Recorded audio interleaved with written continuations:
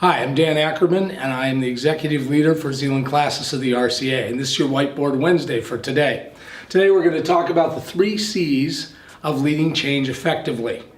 Change is part of life, and we have to kind of recognize that reality. So the question is, how do we lead that change effectively, not just let it happen to us? The answer is to focus on 3 C's. The first C is competence.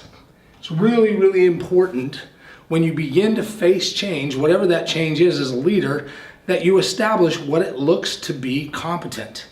Part of competence is having a plan. Part of competence is understanding as much as you can about the change you're trying to lead your congregation through. Some of those changes are bigger, some of those are smaller.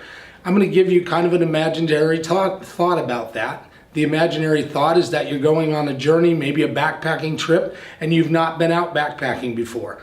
Competence is not necessarily having a guide who's been through the entire trail before, but it is a person who has the skills for first aid, who has some sense of how to survive in the outdoors. It feels a lot better to that first-time hiker who signed up for the 4-day, 40-mile hike to have somebody who has that kind of experience and background because they understand them to be competent.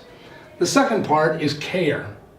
Care is really crucial in the sense that as we head off on our imaginary proverbial hike, one of the things that's going to happen is that very competent leader who begins to understand the change and is excited about where it might lead him because he's never been there before is also faced with the person who's the back of the pack.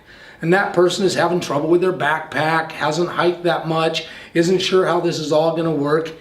And so imagine that group starts to string out a little bit on their journey. And while they're going, the person at the back is beginning to disconnect and think this was not a good idea. When all of a sudden, that competent person shows up at their side and says, "Hey, how's it going? What are you seeing? How's that pack? Let me see if I can adjust it with you a little bit," and walks with you for a while. Suddenly, care becomes the component of making it to this change spot. And finally, there's communication. So now we're beginning to see the triangle that exists.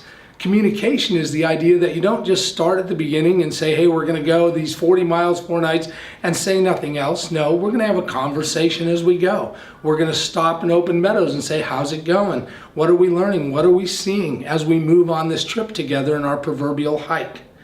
The competent person, the competent leader, is the one who engages care and communication so that they enhance the view of competency. So when we're leading effective change, we're leading it from inside here as best we can, understanding the dynamics of those 3 things.